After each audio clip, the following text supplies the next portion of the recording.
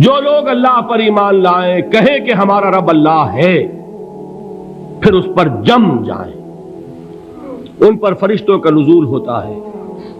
نہ کوئی غم کرو نہ خوف، خوشیاں مناؤ جنت کی جس کا تم سے وعدہ کیا گیا تھا۔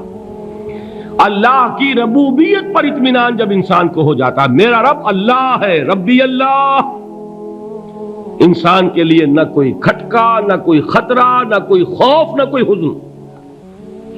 جو کچھ ہو رہا ہے کس کے اذن سے ہو رہا ہے؟ اللہ کے اذن سے۔ اللہ کے اذن کے بغیر پتہ تک نہیں ہلتا۔ یہ کوئی اندھا بہرا مادہ نہیں ہے جس سے مجھے کوئی خوف ہو۔ اندھا بھینسا چلا آ رہا ہو، اس سے تو ڈرنے کا ہر انسان کو ڈرنا چاہیے، نہ معلوم کس کو ٹکر مار دے۔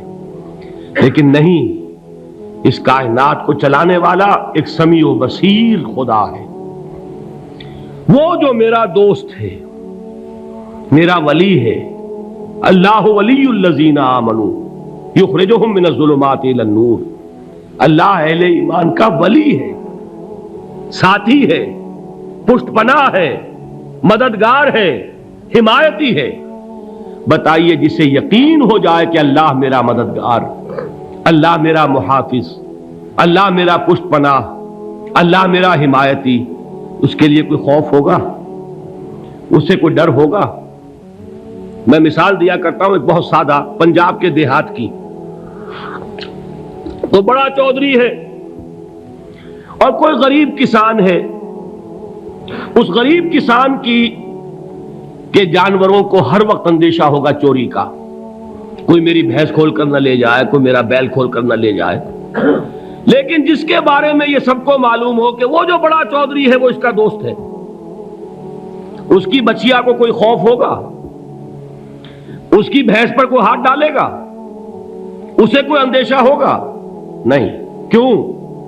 کہ وہ بڑا چودھری، بڑا اس کا یہاں کا سردار، جاگیردار، سب کو معلوم ہے وہ میرا دوست ہے، کوئی میرے خلاف اقدام نہیں کر سکتا۔ اس دنیا میں یہ چھوٹی سی بات اگر آپ کے دلی اطمینان اور سکون کا باعث بن سکتی ہے تو ذرا تصور کیجئے۔ میں لفظ تصور استعمال کروں گا صرف اس لیے کہ اس کا ہم جس کو کہتے ہیں ادراک اور شعور کر نہیں سکتے، اگر کے ساتھ کر سکتے۔ اگر یقین ہو کہ اللہ میرا مددگار اور یقین ہو کہ اللہ ہر آن میرے ساتھ ہے، پھر کوئی خوف؟ کس کا خوف؟ کوئی شے اللہ سے بالاتر ہے؟ کوئی قوت اس سے زیادہ طاقتور ہے؟ کوئی اس کے ارادے کو بدلنے والا ہے؟ کوئی اس کی مشیت کے آڑے آنے والا ہے؟ یہی بات ہے جو حضور نے فرمائی۔ یہ ایمان کا حاصل ہے لب لباب، کہ دیکھو اچھی طرح اس بات کو ذہن نشین کر لو، اگر تمام انسان مل کر تمہیں کوئی نقصان پہنچانا چاہے نہیں پہنچا سکتے، مگر جو کچھ اللہ نے لکھ دیا ہو، اور تمام انسان مل کر تمہیں کوئی نفع پہنچانا چاہیں نہیں پہنچا سکتے، مگر وہ شے جو اللہ نے طے کر دی ہو۔ آپ پھر میں کہوں گا ذرا طاری کیجئے، اسے فرض کیجئے، اسے سوچئے۔ اگر اس حدیث پر ہمارا دل ٹھکا ہوا ہو تو کسی سے ڈر ہوگا؟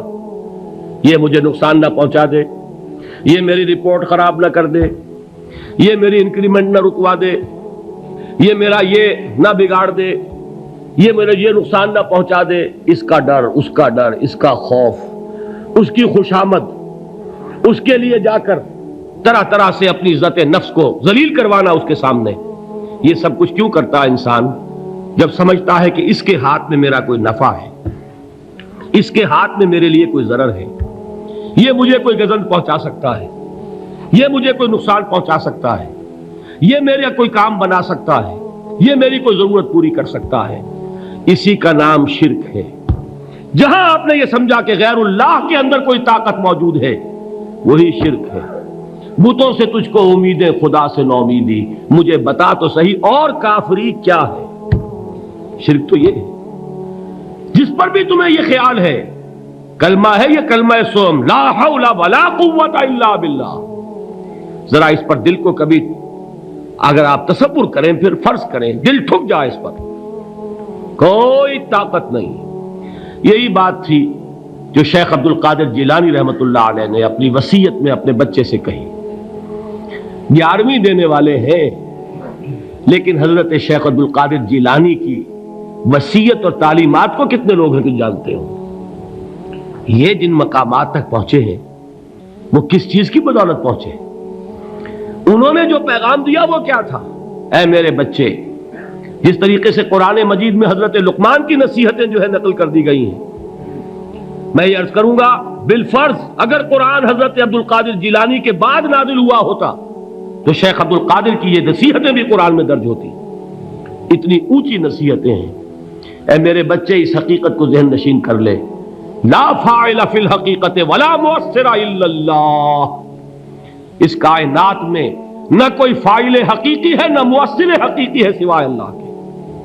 کسی شے میں کوئی تاثیر نہیں اگر اللہ نہ چاہے. آگ جلا نہیں سکتی اگر اللہ نہ چاہے. پانی ڈبو نہیں سکتا اگر اللہ نہ چاہے. زہر ہلاک نہیں کر سکتا اگر اللہ نہ چاہے. کوئی چیز فائدہ نہیں پہنچا سکتی اگر اللہ نہ چاہے. تو در در پہ کیوں سر جھکاتے ہو؟ در در پر کیوں جبیں سائی کرتے ہو؟ سب کے سامنے کیوں ہاتھ پھیلاتے ہو؟ ایک اللہ سے مانگو. ایک اللہ کے سامنے زمین پر اپنی جبین رکھو. لا فاعل فی الحقیقت ولا مؤثر الا اللہ. نظر آتا ہے ہمیں کہ پانی پیاس بجھا دیتا ہے. پیاس بجھانے کی صلاحیت پانی میں نہیں ہے، اللہ کے اذن سے. کھانا بھوک مٹا دیتا ہے. بھوک مٹانے کی صلاحیت کھانے میں نہیں ہے، اذن رب میں ہے. دیکھیے یہی یقین تھا. حضرت موسیٰ علیہ السلام کا واقعہ یاد کیجئے. سامنے سمندر آ گیا ہے، قوم دیکھتی ہے پیچھے کہ گرد و غبار کا طوفان ہے. معلوم ہوا کہ فرعون اپنے لشکر سمیت آ گیا ہے. لشکر جب چلتا تھا تیز رفتاری کے ساتھ تو گرد و غبار کا جو طوفان اٹھتا تھا اس کا تصور کیجیے. اور لمحہ بلمحہ وہ قریب آ رہا ہے. پوری قوم نے کیا کہا؟ اے موسیٰ انا لمدرکون، اے موسیٰ ہم تو پکڑے گئے. قرآن مجید نے تو یہاں وہ باتیں نہیں لکھی ہیں، لیکن تورات میں یہ درج ہے کہ بنی اسرائیل جھگڑنے لگے، دست و گریبان ہو گئے موسیٰ کے ساتھ. موسیٰ ہمیں یہاں مروایا لا کر، اس سے تو ہم ہی بہتر تھے. وہاں کھانے کو ملتا تھا، زندگی تو تھی، بیگار ہم کر رہے تھے، موت تو نہیں تھی. اب جو کچھ ہوگا اس کا تصور کرو، جس طریقے سے ہمارے ٹکڑے اڑائے جائیں گے. تو لڑ رہے ہیں حضرت موسیٰ علیہ السلام سے. یہ تورات کی تفصیل ہے. قرآن میں صرف اتنا آیا ہے، پریشان ہو کر انہوں نے کہا انا لمدرکون، موسیٰ ہم تو پکڑے گئے. اس وقت موسیٰ کا جواب کیا ہے؟ کلا ان معی ربی سیہدین. نہیں، میرے ساتھ میرا رب ہے، وہ راستہ دے گا. بتائیے کہاں راستہ نظر آ رہا ہے؟ یہ ہے ایمان بالغیب. راستہ نظر نہ آئے تب اللہ پر یقین ایمان ہے. جیب میں پیسے ہوں اور تب دل کو اطمینان ہے تو ایمان کس پر ہوا؟ پیسے پر، اللہ پر نہیں. جب وسائل و ذرائع نہ ہو اور پھر یقین ہو کہ اللہ مسبب الاسباب ہے، وہ اسباب کا پابند نہیں ہے، وہ اسباب کا محتاج نہیں ہے، اسباب اس کے محتاج ہیں. اگر یہ یقین ہے تو اللہ پر ایمان ہے. یہ نہیں ہے تو تمہارا ایمان اسباب پر ہے، وسائل پر ہے، ذرائع پر ہے، مادیات پر ہے، اللہ پر نہیں. اس وقت کہاں راستہ تھا؟ کوئی راستہ تھا؟ سمندر ہے اور ادھر سے لشکر آ گیا ہے. کلا ان معی ربی سیہدین. اب دیکھیے ایمان کہہ دینا آسان ہے، ہوا معکم اینما کنتم، جہاں کہیں بھی تم ہوتے ہو اللہ تمہارے ساتھ ہوتا ہے. لیکن اس کا یقین قائم ہو جائے تو زمین و آسمان کا فرق واقع ہو جائے. یہی بات ہوئی حضور کے ساتھ. غار ہے، چھپے ہوئے ہیں محمد الرسول اللہ اور آپ کے وہ یار غار ابو بکر صدیق رضی اللہ تعالی عنہ.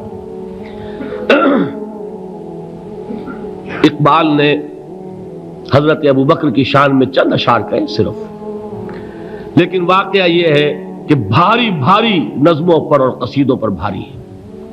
طویل ترین نظمیں اور قصیدے ہوں ان پر بھاری ہے. ہمتیں ابو بکر کی ہمت جو ہے کشت ملت را چو ابر، جیسے بارش سے کھیتی اپجتی ہے، ابو بکر کی ہمت اور عزیمت اس امت کو اسی طرح سینچنے والی ہے۔ ثانیے اسلام و غار و بدر و قبر، وہ دوسرے تھے اسلام میں، دوسرے پہلے کون تھے؟ انا اول المومنین، حضور فرماتے ہیں سب سے پہلا ایمان لانے والا میں، دوسرے ابو بکر۔ ویسے ہمارے ہاں یہ چلتا ہے اختلاف، حضرت علی پہلے ہیں کہ حضرت ابو بکر پہلے ہیں، لیکن اس میں بڑی خوبصورت تطبیق قائم کی ہے علماء نے، اور بہت صحیح ہے۔ چار کے بارے میں فیصلہ ہی مت کرو کہ کون پہلے ہے، ان کی ایک عجیب تقسیم کر دی ہے۔ آزاد مردوں میں، بالغ مردوں میں سب سے پہلے ابو بکر، بچوں میں سب سے پہلے علی، خواتین میں سب سے پہلے خدیجہ، اور غلاموں میں سب سے پہلے زید ابن حارثہ۔ بڑی پیاری تقسیم ہے، یہ چاروں ہی پہلے ہیں، ہر ایک کے لیے اولیت ہے۔ اور واقعہ یہ ہے کہ اگر زمانی اعتبار سے تعین ہوگا تو پہلے خدیجۃ الکبریٰ آئیں گی رضی اللہ تعالی عنہ، کسی اور سے بات کرنے کی نوبت بعد میں آ سکتی ہے، پہلے تو اہلیہ محترمہ سے بات ہوئی، آتے ہی پہلی وحی ہوئی ہے، ابھی تبلیغ کا حکم نہیں تھا، کس کو بتایا واقعہ؟ ابھی اپنی نبوت کی تبلیغ کا تو حکم ہی نہیں آیا، واقعہ کس کا ہے؟ وہ خدیجہ کا ہے۔ جب کہا ہے کہ خشیت علی نفسی، مجھے اپنی جان کا اندیشہ ہے، تو کیا جواب دیا خدیجہ نے رضی اللہ تعالی عنہا؟ وہ صدیقۃ الکبریٰ ہے، صدیقات جو ہے خواتین ان میں چوٹی پر خدیجۃ الکبریٰ ہے رضی اللہ تعالی عنہا، اور صدیق جو مرد ہیں ان میں صدیق اکبر ہے ابو بکر صدیق رضی اللہ تعالی عنہ، لیکن صدیقات میں چوٹی پر۔ جب حضور نے فرمایا خشیت علی نفسی، کیا فرمایا؟ کیا عرض کیا؟ کیسے تسلی دی؟ نہیں نہیں، اللہ آپ کو ضائع نہیں کرے گا، آپ غریبوں کے ہمدرد ہیں، آپ مساکین کے تکالیف رفع کرنے والے ہیں، آپ بیواؤں کی سرپرستی کرتے ہیں، آپ مسافروں کی خدمت کرتے ہیں، اللہ آپ کو ضائع نہیں کرے گا۔ یہ یقین ہے اس خاتون کے اندر۔ خیر وہ ایک علیحدہ بات ہو جائے گی۔ میرے دل پر حضرت خدیجہ رضی اللہ تعالی عنہ کی شخصیت کا بڑا گہرا نقش ہے، جو وہ کوئی اور ہی وقت اور موقع ہوا تو بیان ہوگا۔ بہرحال اقبال نے ایک مصرے میں جو چار اولیتیں جمع کر دی ہیں، ہمت او کشت امت را چو ابر، ثانی اسلام و غار و بدر و قبر۔ اسلام میں حضور کے بعد پہلے کون؟ ابو بکر۔ غار میں حضور کے ساتھ کون؟ ابو بکر۔ بدر کی رات اللہ کا رسول سر بسجود، وہ جھاڑ، وہ گھاس پھوس کی جو جھوپڑی بنائی گئی تھی، اور وہاں تلوار ننگی لے کر پہرا دینے والا کون؟ ابو بکر۔ اور اس حجرہ عائشہ میں محمد کے بعد سب سے پہلے دفن ہونے والا کون؟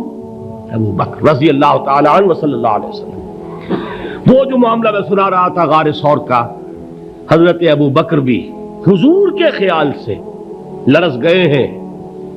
آپ کو یاد ہوگا کہ جا کر پہلے تمام جتنے سوراخ تھے انہیں بند کیا ہے، ایک سوراخ رہ گیا تھا جس کو بند کرنے کے لیے کوئی کپڑا نہیں تھا، وہاں اپنی ایڑی رکھی ہے، تب کہا ہے حضور سے تشریف لائیے، اور اپنے زانو پر حضور کو لٹایا ہے، اور وہاں کسی موذی جانور نے کاٹا ہے، حضور کی آنکھ لگ گئی تھی، اس وقت اس بل کے اندر جو بھی بچھو ہے کیا ہے واللہ عالم، اس نے کاٹا ہے، اس کی تکلیف کی وجہ سے ابو بکر کی آنکھوں سے آنسو ٹپک گئے، حضور کے چہرے مبارک پر پڑے ہیں، تو حضور جاگے ہیں، معاملہ کیا ہے؟ ایڑی نہیں ہٹائی وہاں سے، مبادا وہ جانور وہاں سے نکل کر محمد الرسول اللہ کو کوئی گزن پہنچا دے، ابو بکر کی ایڑی ہے، جس طرح چاہے کھا لے، ختم کر دے، جان نکل جائے تب کوئی آنچ آئے محمد پر تو آئے، لیکن جیتے جی نہیں۔ وہ ہے ابو بکر حضور کے خیال سے۔ اس وقت حضور نے پھر اپنا لعاب دہن لگایا ہے، اور اس سے پھر آپ کی تکلیف ختم ہوئی۔ جیسے خیبر میں حضرت علی کی آنکھ دکھ رہی تھی، اس کو جو شفا حاصل ہوئی ہے وہ بھی حضور کے لعاب دہن سے ہوئی۔ تو بہرحال اس وقت انہوں نے کہا ہے کہ اے نبی یا رسول اللہ، اگر اس وقت ان میں سے کسی نے غیر ارادی طور پر بھی اپنے قدموں کی طرف جھانک لیا تو پکڑے جائیں گے۔ کیا جواب تھا اللہ کے رسول کا؟ لا تحزن ان اللہ معنا، اللہ ہمارے ساتھ ہے، کیوں گھبراتے ہو ابو بکر؟ یہ ہے ایمان باللہ، میرا مالک اللہ، میرا رازق اللہ، میرا محافظ اللہ، میرا مددگار اللہ، میرا پشت پناہ اللہ، میرا دوست اللہ۔ یہ دوستی ہے اللہ کی جو لب لباب ہے، حاصل ہے ایمان کا، اسی کا نام ولایت ہے۔ اولیاء اللہ کے سروں پر سینگ نہیں ہوتے، جس کے دل میں ایمان راسخ ہو چکا ہو وہی اللہ کا ولی ہے، جسے اللہ پر یقین ہو چکا ہے وہی اللہ کا ولی ہے، جسے یقین ہے اللہ میرے ساتھ ہے، میرا مددگار، میرا پشت پناہ، میرا ساتھی، میرا دوست، میرا محبوب، میرا محب۔ اللہ اہل ایمان سے محبت کرتا ہے۔ واللہ یحب الصادقین، ان اللہ یحب الذین یقاتلون فی سبیلہ صفا کانہم بنیان مرصوص۔ اللہ محبت کرنے والا، اہل ایمان محبوب، اور اہل ایمان محبت کرنے والے اللہ محبوب۔ والذین آمنوا اشد حبا للہ۔ آپ تصور کیجئے جسے یہ رشتہ ایمان یا رشتہ ولایت حاصل ہو جائے، الا ان اولیاء اللہ لا خوف علیہم ولا هم یحزنون، آگاہ ہو جاؤ، اللہ کے دوستوں کے لیے نہ کوئی خوف ہے نہ کوئی حزن ہے۔